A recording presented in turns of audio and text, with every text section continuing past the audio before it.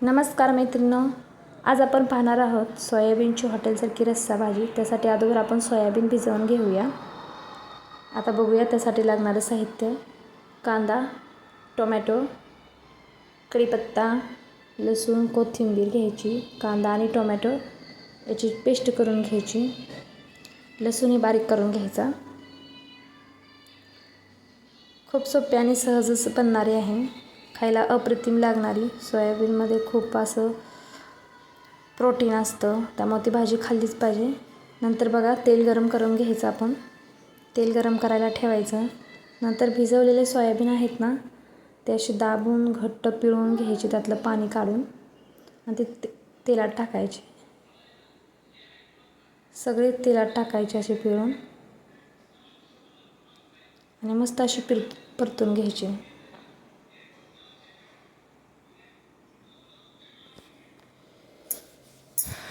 मी खूप घेतलेले आहेत। आमच्या घरी खूप माणसे असल्यामुळे जरा जास्तच घेतलेले आहे। बघा असे गोल्डन कलर येईपर्यंत हलवत राहायचं।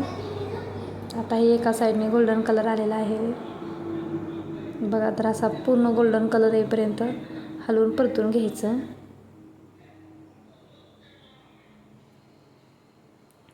छान असं आता बघा। आता आपल्याला फोडणीसाठी लागणारे साहित्य असं व्यवस्थित परतून घ्यायचं। कांदा पेस्ट, टोमॅटो पेस्ट, आलं लसणाची पेस्ट, कोथिंबीर, कढीपत्ता। अगोदर तेल गरम झालेल्यामध्ये कांद्याची पेस्ट घालून छान अशी गोल्डन कलर येईपर्यंत परतून घ्यायची। व्यवस्थित अशी परतून घ्यायची। तर छान कलर आल्यानंतर टोमॅटोची प्युरी घालायची आणि तेही तेल सुटेपर्यंत परतून घ्यायची।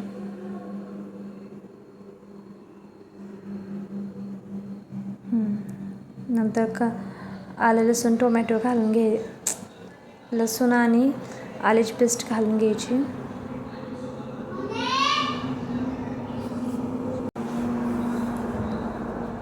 टाकून परतून घ्यायची।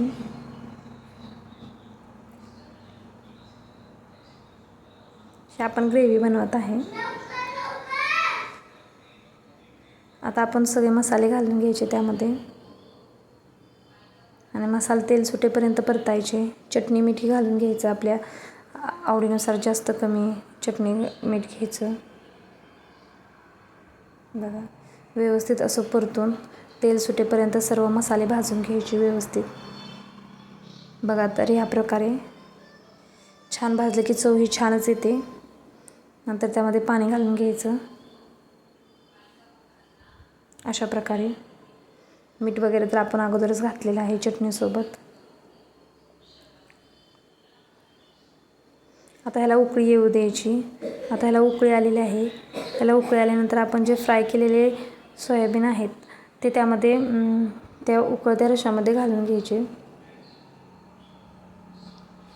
खूप टेस्टी अशी भाजी लागते, मला तर खूप आवडते। तुम्ही एकदा नक्की ट्राय करा। जर ही रेसिपी तुम्हाला जर आवडली असेल तर माझ्या चॅनलला लाईक करा, सबस्क्राईब करा आणि शेअर करा। बघा तर ही अप्रतिम अशी लागणारी भाजी किती छान आणि टेस्टी दिसते। ही तुम्ही भाताबरोबर, भाकरीबरोबर, चपाती किंवा रोटीबरोबर अगदी मनसोक्तपणे खाऊ शकता। खूप टेस्टी लागते। बघा तुम्ही हे बनवा। जर तुम्हाला अशा रेसिपी आवडत असतील तर माझ्या चॅनलला नक्की सबस्क्राईब करा आणि पुढच्या नवनवीन व्हिडिओही पहा। थँक्यू, धन्यवाद।